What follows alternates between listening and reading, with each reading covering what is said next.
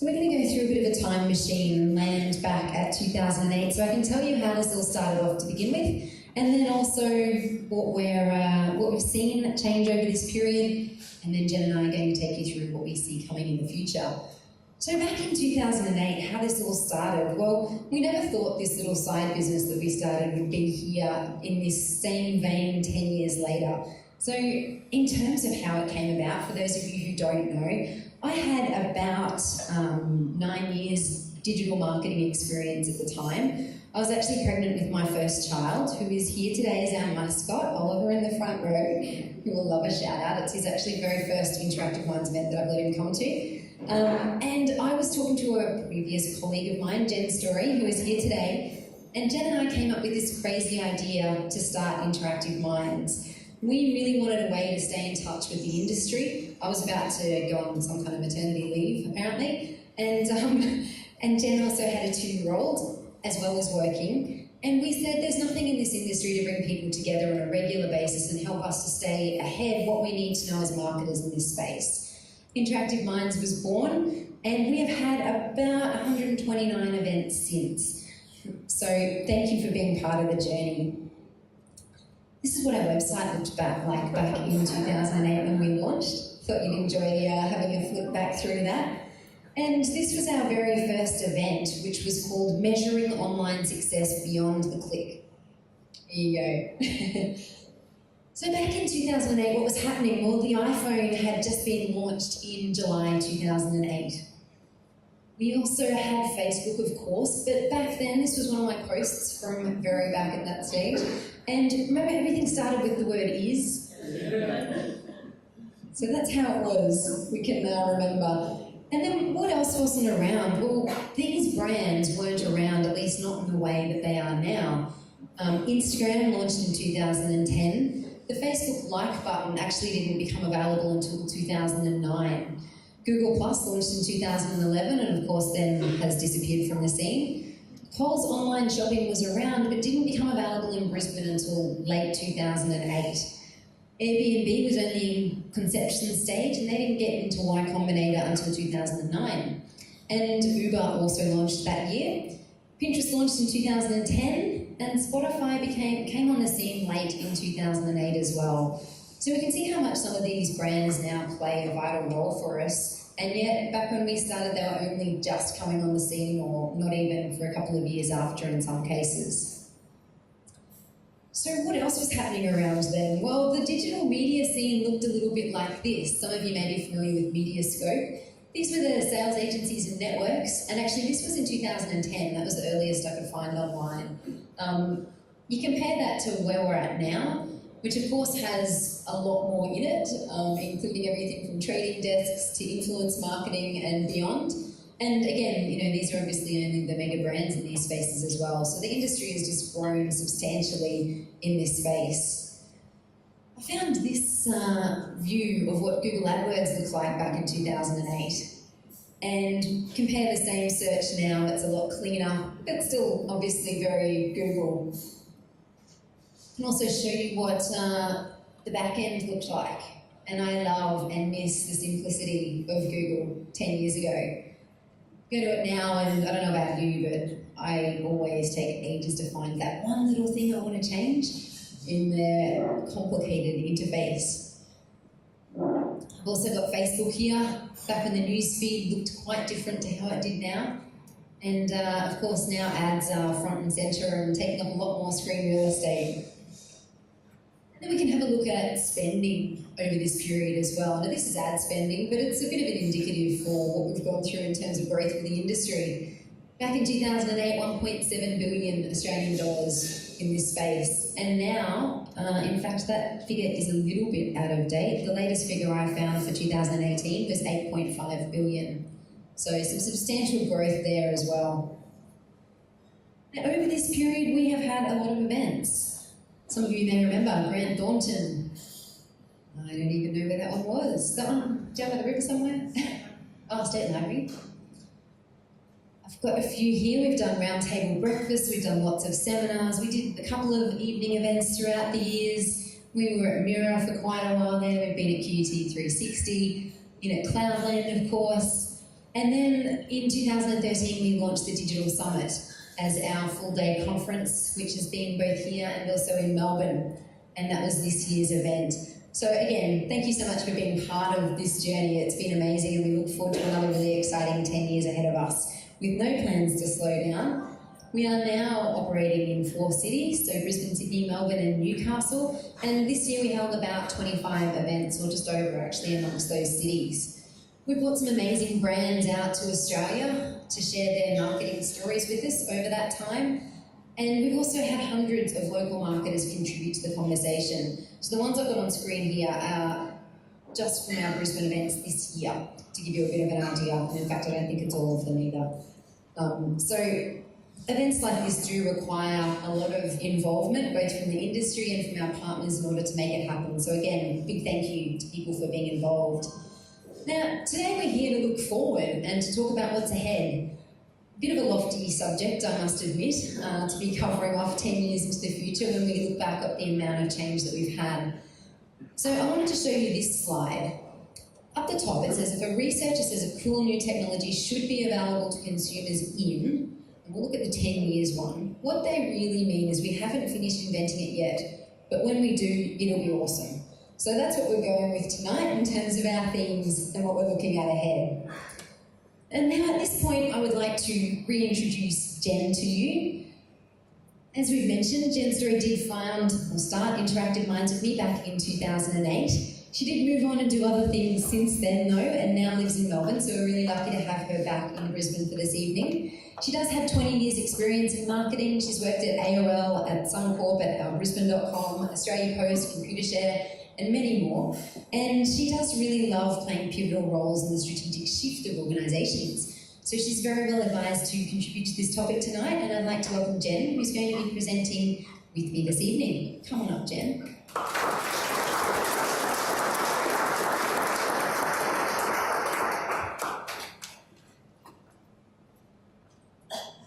It's important that I mention, as I briefly covered off, that we're not talking about trends this evening as such. Rather, we're going to be introducing some broad themes that you need to be thinking about in order to stay ahead of what's going on, and in order to keep making sure that where you're spending in your marketing and how you're addressing your marketing is forward-thinking as well.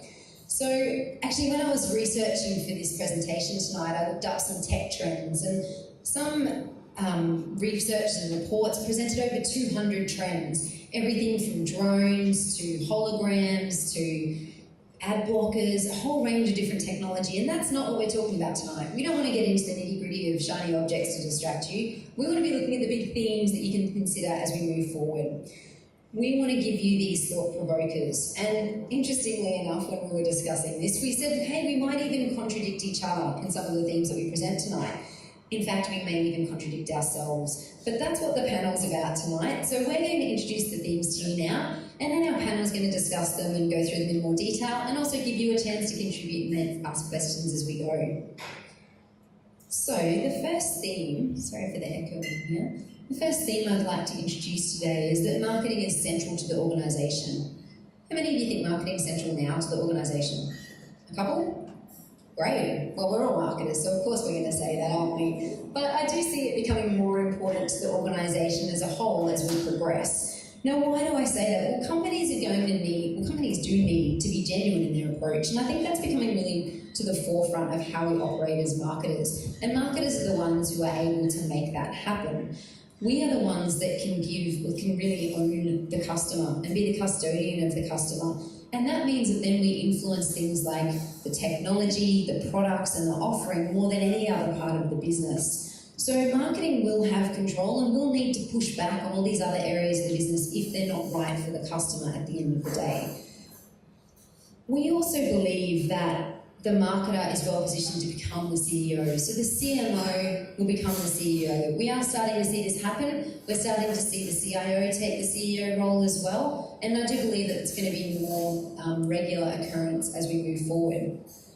As well as that, marketers can help organisations to be transparent, to be purposeful and tech-driven. As well as that, though, it is also something that's going to be part of the company in the way that it's everyone's responsibility to take care of these elements that marketers will lead. And I look forward to hearing some other opinions and talking about that further as the panel discusses it later on. The second one I want to talk about is voice. How many here have a voice-activated device at home, like a Alexa, Siri? Great. A few. Still not taken over yet. I think the number is about 18% of households at the moment have these types of devices. And we can see this obviously increasing. They're going to be controlling the lights, the vacuum cleaner, the electronic devices around home. We're going to be using voice to dictate our emails, to send messages to each other. We're going to be listening to podcasts increasingly, but also voice documentaries as well, and other formats of voice. Voice search engine optimization is going to become as important as the search engine optimization we know and love today. Companies will be competing for voice traffic. Audio search is also being used on voice to actually turn that voice into something that we can find information on later. And I do think that companies increasingly will be defining their own voice. What does your company's voice sound like? We all know what Siri sounds like as a very identifiable voice. Some of you may know that VaynerMedia, Gary Vaynerchuk's company, has defined its own voice, which they actually did by recording the voices of all of their staff and somehow combining that into a single voice. But I think it's something important we need to think about how our organisation will sound in the future. In 2020, there's apparently going to be as many as 70 million US households that will own an Amazon Echo, a Google Home, or a Sonos One. That's significant. So as marketers, how are we going to be prepared for this? How are we going to leverage it? And how are we going to embrace voice? Now I'm going to hand over to Jen to present a view. Thank you very much, Louisa. And following on from voice, well, I think one of the things you are going to be talking to is going to be what I call personal agents, which, if you look under the hood, is probably really an algorithm or some very genuine AI. But it'll be your replication in a digital world, and you'll be giving it instructions by voice. It will do the searching for you. And what this means for us as marketers is that, you know how you end up on Facebook now and you've been looking at, I don't know, dog videos, and suddenly you see an ad come up and it's like, oh, you can put your dog's face on your socks, and you click on it and you get in a rabbit hole and you end up buying socks. And that's, that's a really clever use of finding customers who might like something else that you are selling. But when you've got an agent, it won't be distracted. It won't be able to interact in those sort of ways. So as marketers, we're going to have to try and understand, how do we interact with agents that are doing the bidding of our customers? And also then you will have, as an organisation and your brand, like defining your own voice, you will need to define your own agent, and how does that little bit of software that interacts with your little bit of software represent your brand and the customer experience that you want to represent. So that's a dramatic change from how we're doing things currently. And one of the things that underpins that is, of course, data. And at the moment, it's been a couple of very interesting years for data, what's been collected, what people have been doing with it, whether we've known about it or not.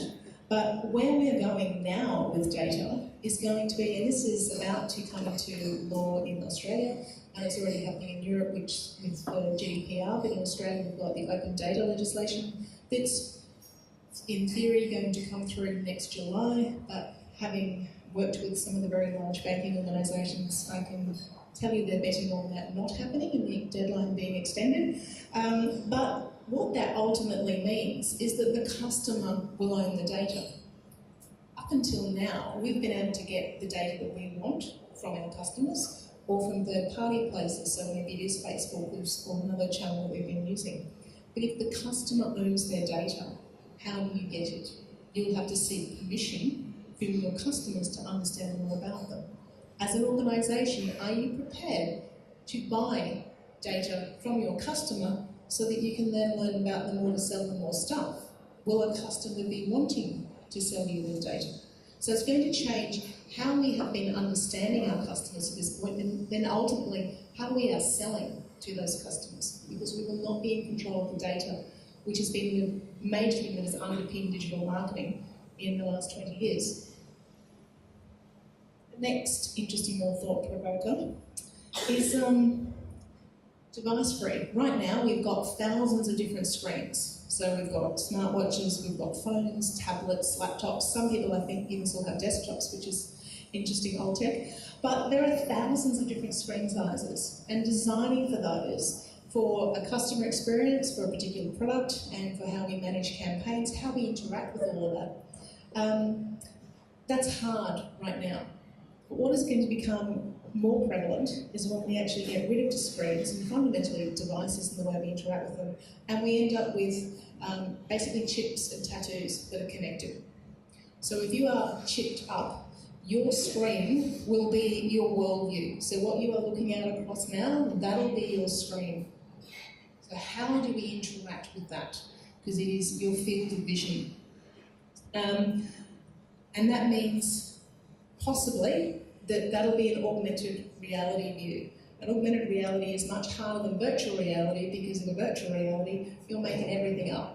But when you're in augmented reality, you do have to interact with the things that are already there. So it's very complicated to design for that and to plan for that. And again, to understand what that means for your brand. And we don't want to be driving along and suddenly all of your ads and stuff start dropping into a field of view and you're starting to become a distraction. We're going to be, if we think ads in the West now, what is going to happen when it is your field of view?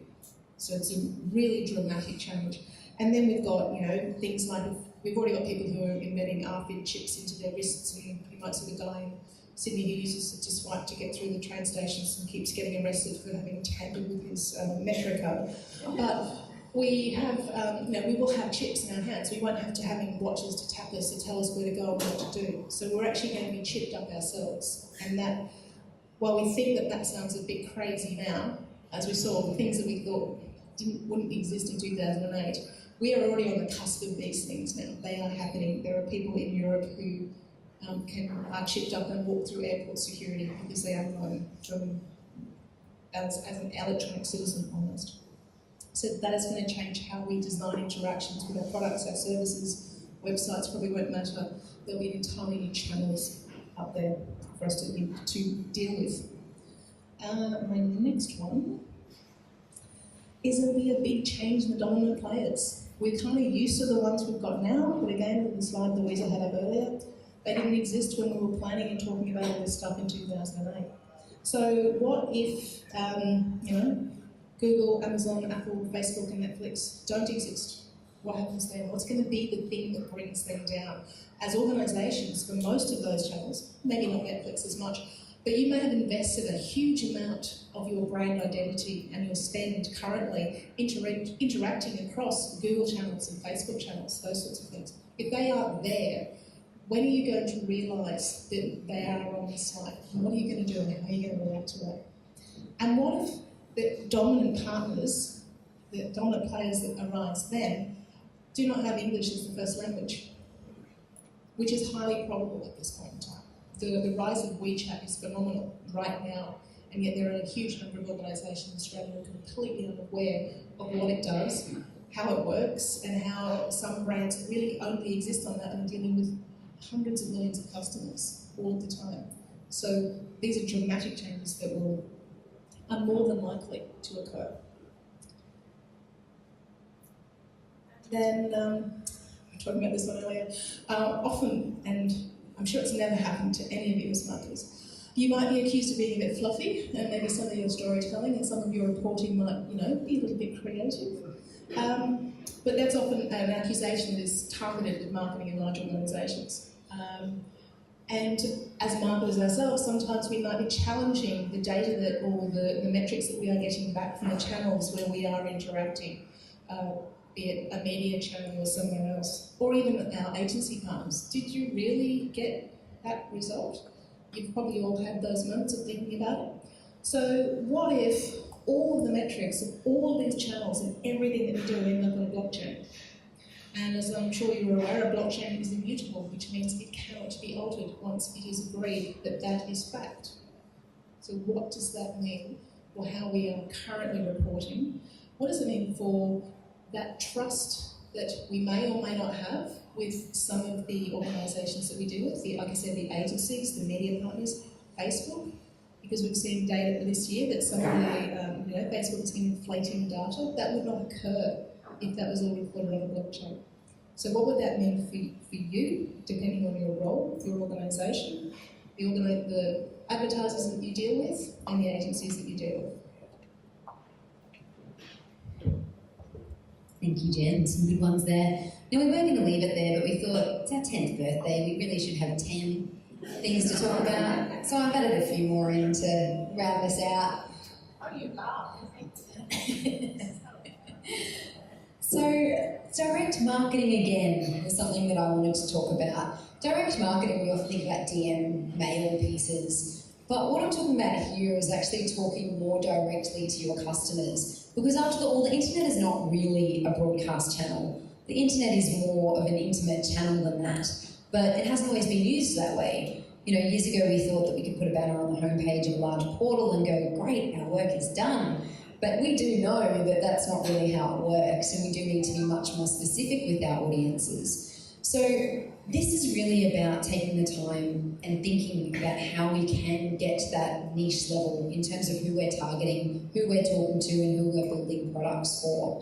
Seth Godin says that we should be able to say, people like us do things like this, that we should have our own tribe and our own people that we know really well, and we're just talking to them, not trying to catch everyone in our nets.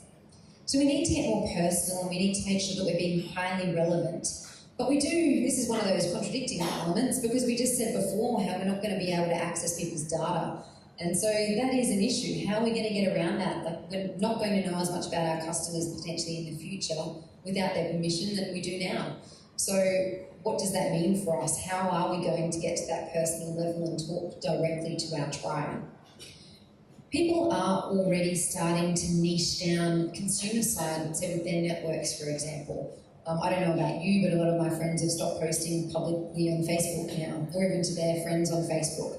But rather, they're much more likely to share a photo in a private network, or to group their Facebook groupings so they're only sharing to a small group. People don't want to be one of many, they do want that intimacy. So as brands and as marketers, how can we play a role in that and be able to have that intimacy with our customers?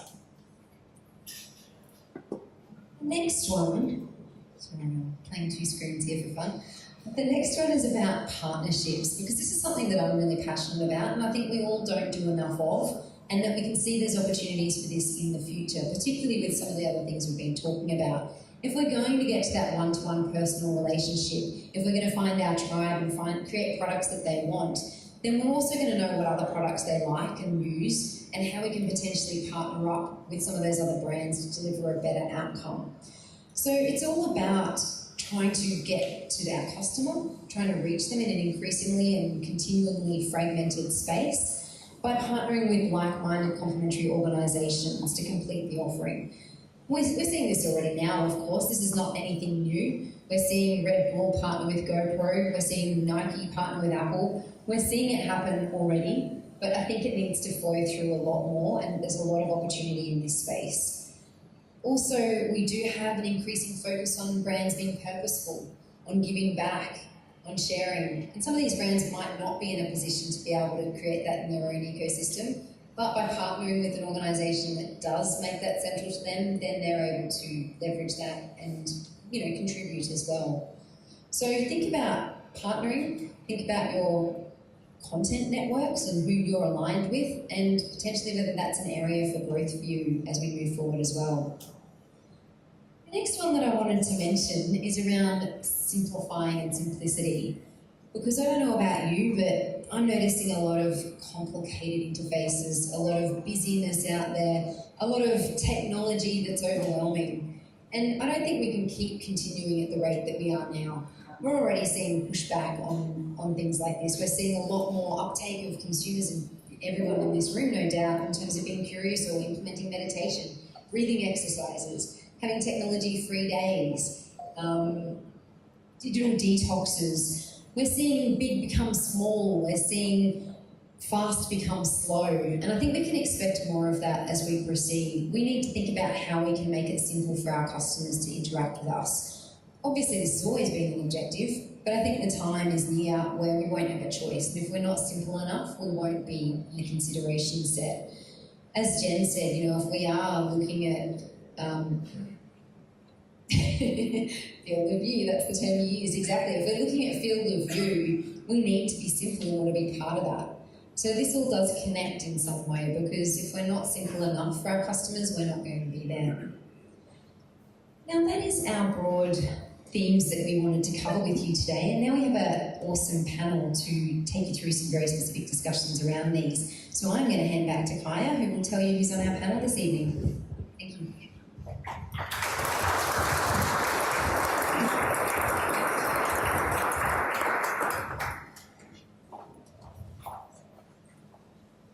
That was a power session if ever I've heard it. So I'm frantically taking notes there. You gave us lots to think about. So, what we're going to do on our panel discussion now is dive into some of those themes. And look, the idea is not here that we all need to agree. I am going to throw to you guys on the floor in case you have a comment or question as we go through. I will do that a few times. But we will bring our panellists up and yeah, just hone in and have a think about how is this relevant to marketers, if at all. Do we actually think these things are going to happen or not happen? And if so, how are we maybe bridging the gap between where we are at today and where we might be 10 years down the track?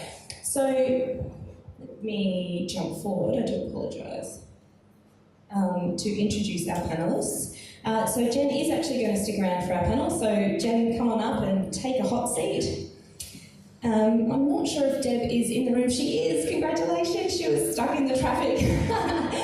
She's made her way here. So Deb is our second panel expert. She's the founder of Pet Cloud, a fast-growing sharing economy-based, web-based business that launched right here in sunny Brisbane. It's like Airbnb but for pets. So if you've got pets and you fancy a holiday and they need one too, you can actually divide and conquer, which is brilliant. She was also listed as a finalist in Business News Australia's 40 Under 40, Top Young Entrepreneurs, and listed as Martech's Top Women in Business, Women in Tech to watch. So please welcome Deb up onto the panel.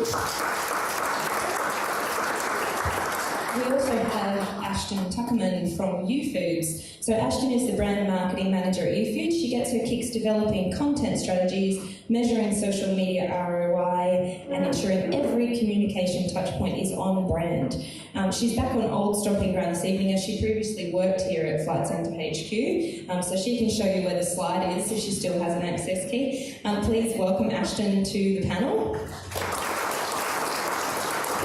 And our final panellists tonight, we're delighted to be joined by Margarita Camas, Digital Innovation Leader, Urban Utilities. So Margarita's key piece of work this year has been on developing a utility of the future strategy, and has recently returned from the United States and all throughout Scandinavia to learn more about digital trends and the future of work. Her team are also working on developing Urbi, the chatbot. So they've got a fair few things in the pipeline, and we're really looking forward to hearing about that. So please give a warm welcome to Margarita.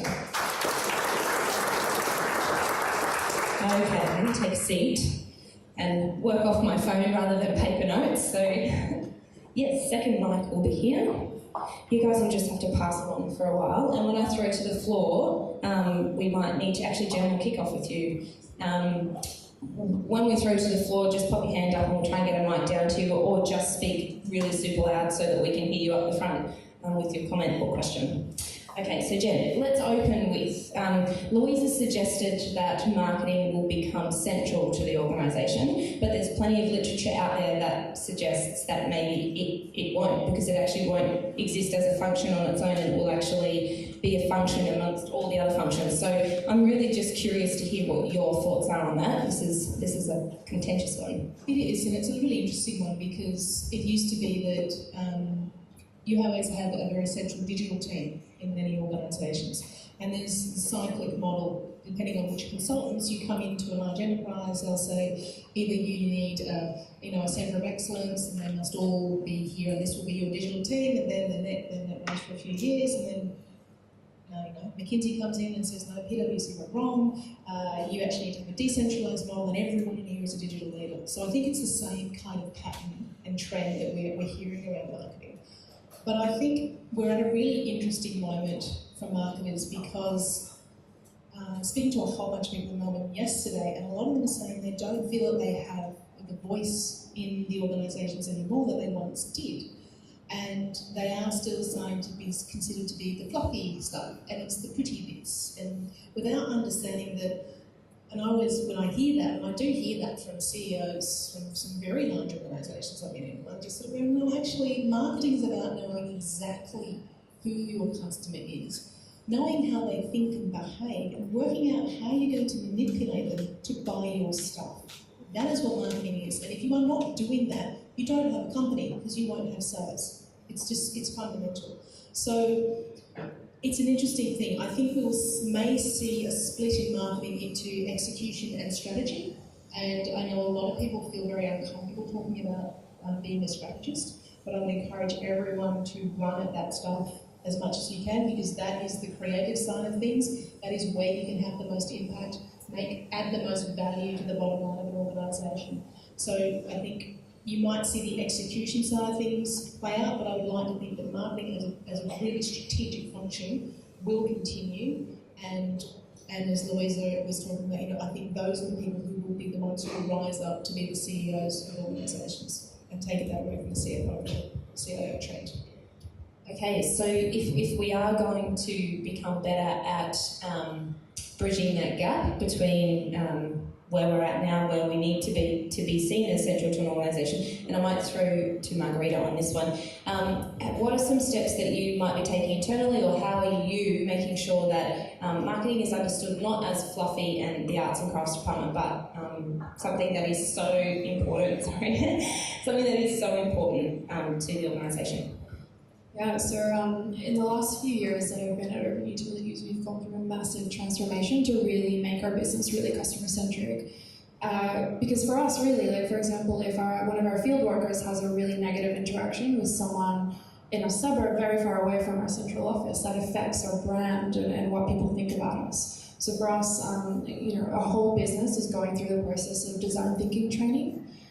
We have a very embedded approach, so I and all of my team play a big part across all parts of the business. We're a weird one because I probably would say we're one of the only brands in the room that aren't out there pushing our product to make a sale. In fact, we're doing the opposite. We're saying use water more wisely, more effectively. So we're a very weird one to be on the panel alongside these guys.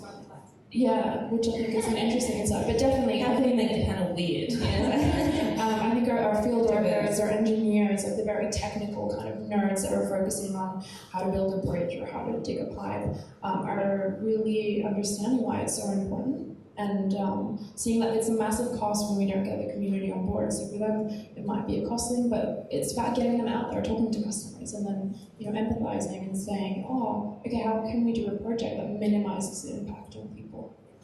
Great, and Ashton, one final question for you. If we assume that rather than marketing being central to an organisation, but actually it's distributed across the multiple different functions, and let's add another layer to that, which is that we're not all working in one office and we're all over the place and we're distributed and our customers are everywhere. I guess, how can you see marketing being distributed amongst an entire team? What are some ideas you might have around that? I actually love that concept of marketing not being siloed and being more of a shared function across multiple teams. So in an ideal world, wouldn't it be great if all of the teams, for us as marketers in the room, could put on the marketing hats and think, what would marketing do? So like Margarita said, it's when people behind our brands are doing these amazing things, whether it's digging for a pipe or, in our case, the amazing work that we can do in logistics or behind the scenes. Those are the stories that underpin our brand, and that's the marketing. So I feel that marketing is definitely maybe working towards a definition of not being viewed as we're making things look good, but marketing is across every arm of the business, from our customer stories, researching our internal comms, our internal people that build the brand, our products, our services, our brand voice. So just to touch on when you mentioned earlier about a screenless society, what's left from your marketing is your content. If there's no websites and there's nothing left, the content is what you go to market with. And so I feel that in the future, content marketing is going to be marketing. We're just going to drop the content out of it. And at the end of the day, it's the message, the visual, the voice that you put out there, that's going to be marketing, that's going to be underpinned in every element of the organisation. This is just dropping in as I turn it off. That then bridges into voice, and I will ask Deb about this one because I think this is an interesting one coming from a pet cloud perspective. Have you guys considered? I mean, voice, Siri, we're so familiar with it. Google Home, we know these voices. Have you considered for Pet Cloud, I'm sorry it's echoing just a little, have you considered for Pet Cloud the development of a voice and maybe what that looks like, or if you have plans for it at any point? Yeah, we sure have. We actually uploaded a little demo of being able to locate a local pet sitter in our neighbourhood using voice, and that was using Google Home. That was last year. And I think rather than just a fad for people who just can't be bothered getting off the couch or things like that, it's actually making design more inclusive, because there are a ton of people out there who have assistance dogs for various reasons, and they also need to find a pet sitter at various times, but also it's taking the context into account as well. So, another example of where you might use voice is you're driving down the highway, you've got your dog in the car, it's a spontaneous trip, and you really need to eat, and you can't leave your dog in the car, so you just want to find a dog-friendly cafe. So yes, we've considered all of that, designing all of that into Pet Cloud, and that's what we're going to do. Timings around that? So are we looking in by 10 years down the track, or is that something you think is more imminent? More imminent, yeah. So, more sooner rather than later. Great. Which I guess brings me into the next part of things. We're talking now about the use of voice in the home. What if that were to extend into the workplace? Say we had our own little assistant or personal agent in the office that was voice generated, or we could ask, can you stop our campaigns today? Can you find me a place to put an ad that would reach X amount of people or reach this marketing objective? I mean, do we see this happening? And we'll throw back to Jen, how can we leverage voice not only in the home but in our workplaces? Well, I think that'll be the death of open plan offices, which is probably a good thing. There's been a lot of work done that you get more done when you're not in open plan. So, I think it is likely, but increasingly, I mean, you probably be saying when you're doing your future work tours, but one of the projects that I'm working on currently, two people are in Germany, one's in the UK, and then I'm in Melbourne. I've got another one where it's Brisbane, Sydney, Melbourne. We're never in the same place, so we're actually at home talking to the dog and talking to things. So I think where we end up working will be a big part of that. And so when you're all together in a room, or if we're on my below floors here, probably not so much. But because increasingly workplaces will be distributed, I think voice will be absolutely a way that you do things. And those of you who have devices, those speakers will watch some stuff. It's a really great way to add things to a shopping list while driving, is to shout Siri to do stuff. You find ways to make it work. So I think that is again sooner rather than later. Even a big project we did last year in the States with Aetna, which is a huge health insurer. Some of the employee experiences that I was designing for how they were going to start using technology. A lot of their marketing function is in New York, but they've got 250,000 employees, and they are actually distributed into smaller places in rural America. So that is happening now. So I think voice will make that easier and enable it. Yeah, I think this relates back, or I'm going to bridge it at the moment, to what Louise was talking about in direct marketing again, where we're going to hone in and niche in even more, or the suggestion that can happen. And I'm going to bridge this to the idea of data and the control of data being thrown to the consumer, not thrown, but they're going to expect it. They're certainly already expecting it. I guess if consumers are controlling the data, how are we going to get that off them to know that the marketing that we're creating for our voice-activated lives is going to actually be reaching the people we want it to reach and have the meaning we want it to have. So there's a lot of parts that start to come together. So I guess where do we start with that? How soon do we think that consumers are going to be able to control their own data? For example, Margarita, maybe we can pass the baton. I might challenge that a little bit because I think people have so much data and they don't know what to do with it. Like, for example, with voice, nowadays I use it to, like my Google Home to wake me up from a nap, maybe to remind me not to burn something. That's a lie, I use my oven as storage, so not applicable really for me, but it's a novelty, right? No one that I've heard of really uses it for something groundbreaking. So in the water space, some of the scenarios we're running through is we're saying, Kaya, we notice you have an increase in water consumption in the last month. Have you filled your pool up recently or done any of these things? No, you haven't. Oh, okay, well that might be actually, a leak could be happening in your home. Here are the things that you can do to fix that. So, on our end, that's just a bunch of data, but if you actually start turning it into insight, rather than just numbers, you can get really creative with how you use your voice devices, for example, without being creepy, because what time of day is the right time to tell you that? Is it, in 10 years' time in the future when you wake up and you're getting your daily updates on weather and on mail and important meetings, or is it, when you're having dinner and it's interruptive and not useful? So that's kind of the scenario that we're looking at for our brand with voice. So I'm just going to ask a question around how you get started. I think the data one is interesting. Who still has a Gmail account that you set up every time you go shopping and you're going to get a little bit of follow-on emails and you don't want them? Who actually still has a Gmail account like that? But you never go to it. It's probably got 100,000 things on it. You've got your spam email account. So this is going to be the thing. If customers do own their data, and they may even be some people, and there'll always be, your outliers who know their insights. How do you know what you're getting is real? Again, it's going to be because as marketers, we have our email list and we've got all these emails on it, but a lot of those are still going on their spam accounts. So some really interesting problems in there to unpick. Yeah, and I guess it does come to the question is what does it do for the data we already have?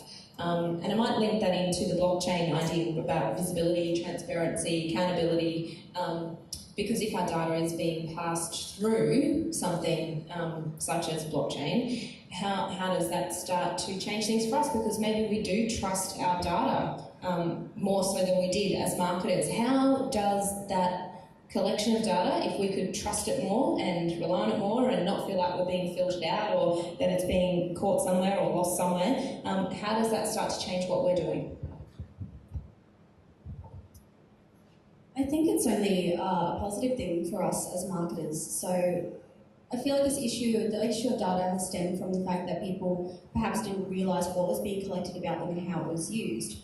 However, if it's being used in a way that is helping people, then it's not creepy and you don't feel like it's impeding or it's interrupting on your lifestyle. So as marketers, we are probably going to need to start to fight for that opt-in. And when people do opt-in, it's going to be a buy-in and it's going to be a very highly engaged decision that yes, you can accept my data.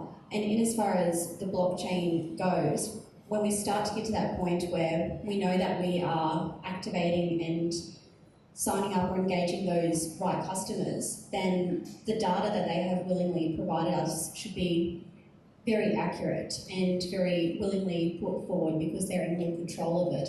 And to my mind, that means greater conversion because you have much more loyal and activated customer database that you're able to segment based on richer data you've been able to collect. I keep turning it off so that I'm not getting the echo while I'm singing. What I might also extend further on blockchain with you, Ashton, being in new foods and having a supply chain, in terms of how you are developing your product and what customers, have you thought about how this is going to impact you and what you deliver to market? And I'm going to ask the same question of Deb, so I'll preempt it to you. How do you see that? Are you considering that and how are you building that into your roadmap going forward? we're data obsessed at the moment, so this is a relatively new thing for us in a business, being still in the startup phase, but very mature startup. So being very data driven, at least in the recent past, has meant that we're making very accurate decisions, no longer assumptions. So no longer assumptions that are based on, I think this will work because it's worked in the past, or I think that customers want this because people are really into, acai bowls. At the moment, it's very much based on that accurate representation of our existing customers and matching those lookalikes and people who behave the same way. So I feel like relying on that kind of very established, you can't argue with the data. These are the business decisions that we should be making, and this is what's going to bring us the ROI, because we have the data science to back it up. Deb, how about yourself? So have you considered the use of blockchain in your pet lab world? And if so, where is that sitting for you? Or is it a concept that's still a bit wishy-washy for everybody and not quite sure yet how we're even going to leverage it? So it's extremely important because in the sharing economy, trust is basically the thing that is traded between people. So when you're looking after someone's fur baby, it's really, really important that you can trust that person and rely on them. And what do we all look to? We look to reviews. Unfortunately, in the startup ecosystem, there is a lot of fake reviews that go on all the time. And I think blockchain will bring more authenticity and truth and transparency to reviews. Also, our partners, the RSPCA, are doing a big statewide review early next year to look at all of their data and privacy. But essentially, I've suggested with their animal cruelty cross-checks, because they have a federated model across each one of the states. So they've got separate databases for who is registered on those databases. And I think blockchain, having either a volunteer or a pet sitter who is able to be quickly cross-checked with a history flag and go and ping a back-end system, yes, no, is this person suitable for minding a pet? Then that is essentially what we want.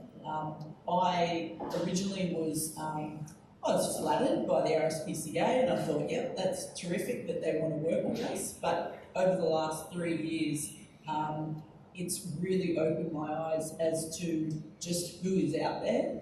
People will lie to other people's faces. The people that we have kicked off our system essentially, and they've gotten nowhere because we've done these checks. And if we could have, blockchain almost keeping like a social credit score on these people, then I think that is a really good way forward, because as the RSPCA says as well, people who commit harm to animals also go on to do other sorts of crime against humans. It's been proven.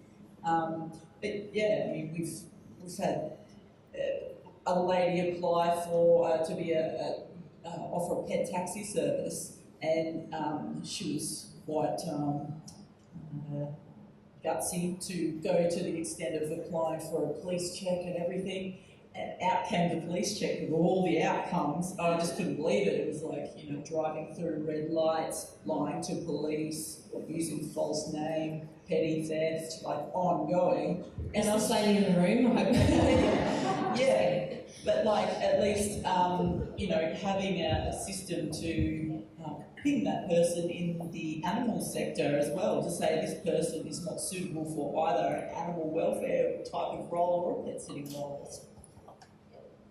Absolutely. I'm actually going to throw, because we've gone around the panel a couple of times, to the floor. Do any of you have any comments or questions that you'd like to throw to the panel about the topics that we've discussed so far? Yep, okay, great. Yep. Thank you. Thanks, panel. I really appreciate your time. I had a quick question about voice search. A lot of companies are going to have a lot of difficulty, I think, in the voice search space. Our company might be one of them. Our company name is a number. If you search for it with voice, it will come up with the digits, not with the company name. There's a lot of companies that have funny spellings. What do you think is going to happen for the future of those companies? Is there a way that they can, will there be a paid model where they can tweak the results? Or I don't know, what do you think? Do they even have to say, I mean, I don't know what you do, but do they even have to say your brand name? Like, can they just say, how's my order usage going? Or, when's my next Foods order coming along? So I think making it a little bit less marketing-y and a lot more human and natural might be a good way to make it work for you. I think just to add to that, the system should be smart enough to learn as well, especially if somebody is searching for your company by name, as probably either somebody maybe in this room or an existing client. If they're searching for it by name, then the system should be able to spit back a result, and if you say, no, that's not what I was after this, then that should teach it in the future to deliver those results. But I totally agree with what Margarita said about framing your voice search in a very natural way that people are going to be searching for. So we already know that people are dropping off in Brisbane or in Sydney from their searches because they know that Google and that search in general is smart enough to know where they are. So it's more about the system learning to accommodate all of those fun, quirky little searches. But it would be interesting about how you do get noticed. And at the moment, and we've already had this for a few years, how do new businesses even get through natural search results in Google? So it's going to be a similar challenge around those then, but your second point about it will become a commercial model, and of course, if Google's got the data, they're going to be making money. Let's accept that it will be, yeah.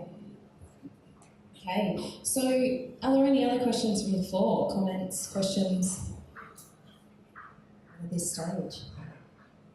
Well, we just started talking about Google, and Jen, when you were presenting before, you suggested maybe we're going to see the demise of Google or Facebook or some of these big players. Really, it's hard to conceive how they could have a fall from grace. I guess Nokia could be a good example of that. So what's some of the indicators to you, or what have you been seeing that suggests that maybe Google might not be around in 10 years' time? Has anyone ever read Scott Galloway or watched his videos? He's a professor at Emily Stern. It's a cracking video a couple of years ago. It's called The Four Horsemen, which is around Google, Apple, Facebook, and Amazon. Yes, and he hates Apple, and he rants and rants. It's quite fascinating. It's amazing insights. He has a book this year which is called The Four, which is a great one to read. But I think some of the things, if you think about, when did Yahoo kind of start to die? And then there was, what was the other social media one? MySpace. I was thinking the guys up in,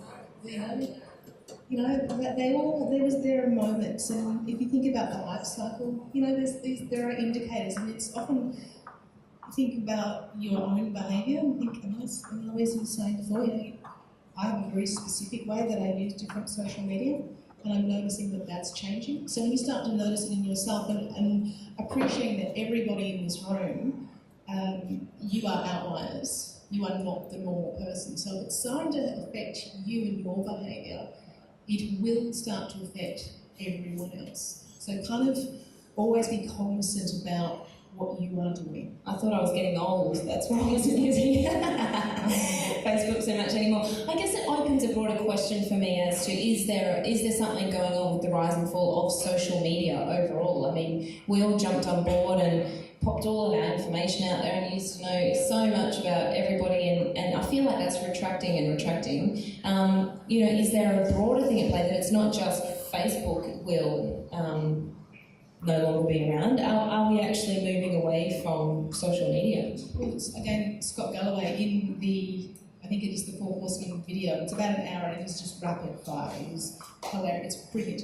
But he does say that Facebook was the biggest bait and switch in the history of the world because everyone joined, it was all free, brands come and build your following, it'll be one thing that means that people, oh yeah, no one's going to see that unless you pay us money now.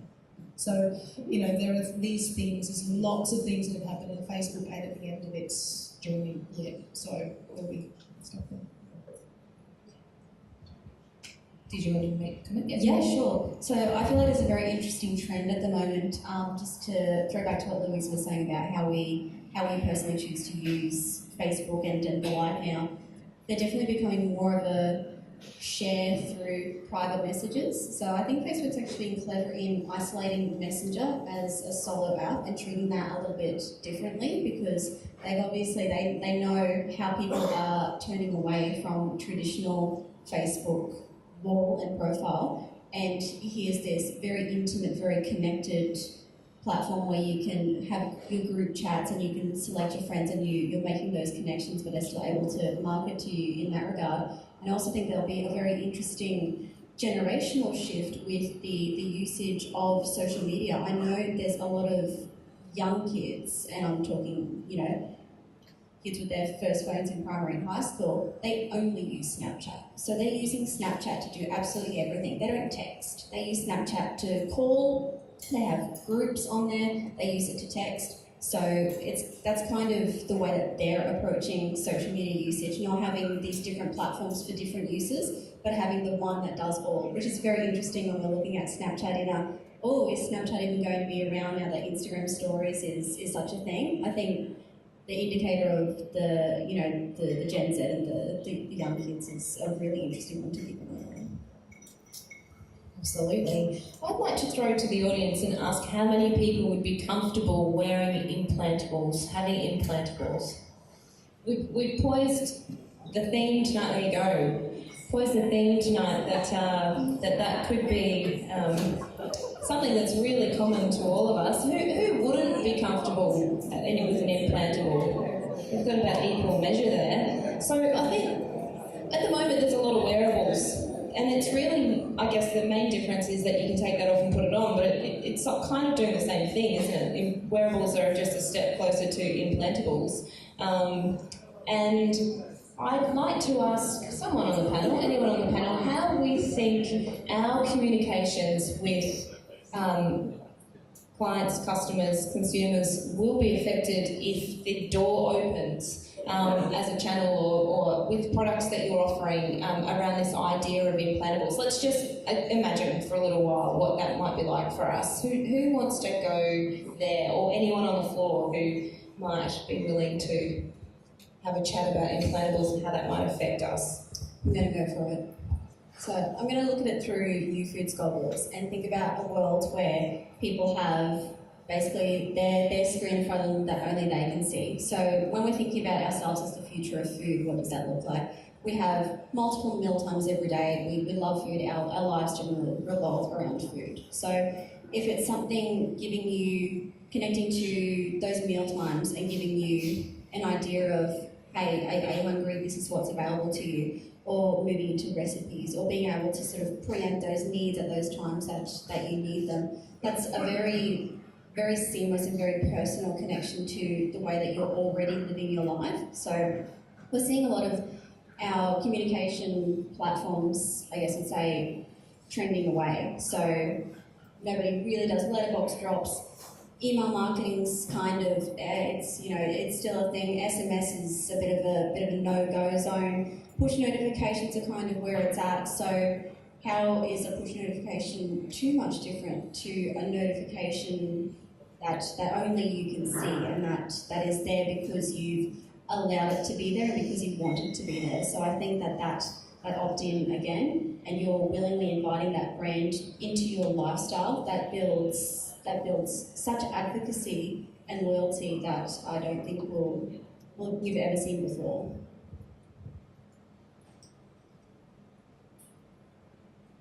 I want to do my YouFood's goggles as well, but I was just thinking, if you had an implant, right, and it told you, like, you're really low on this vitamin, maybe this is the next YouFood's meal that you should be having, like tailoring it to your health and nutrition. Like, I know we do that with urine. Like, we had this idea of the smart toilet that basically tells you you need to drink more water you need to have less of this, too much sodium. Like if it actually tapped into your health, right?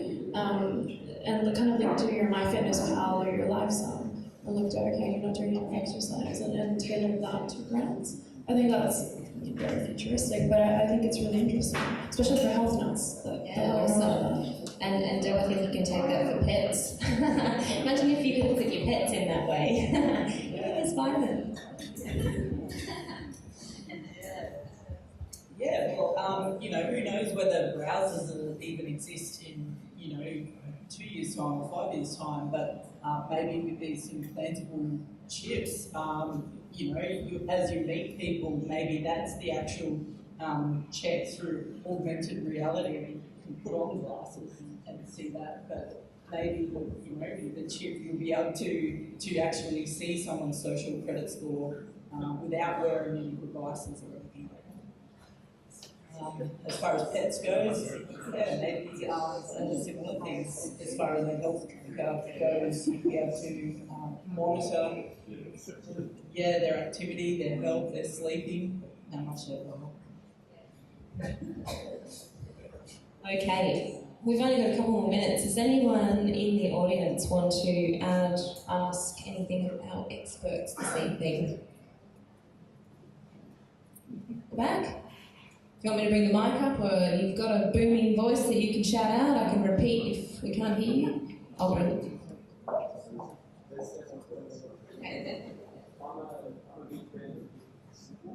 Thank you. You have a bunch of experts. What is your number one top tip coming into this new age of marketing? Top tip. Number one top tip. Did everyone hear that, or shall I repeat? He's a big fan of keeping things simple, so he's asking for the number one top tip from each of them coming into the next decade on what we can take home. Number one top tip. Well, let's start with Jen. I'll pass the microphone to you. I think this goes beyond, your question was around marketing technology, but I think this goes around technology as a whole. And my daughter will roll her eyes when I say this, but it's just supposed to be curious, to go in and explore and see what's there and what's possible. And then, which is something I'm increasingly doing with a large number of the companies that I'm doing, I actually call it that I actually will be a black mirror. And I will do a black alert if you watch Star Trek, the new one on Netflix.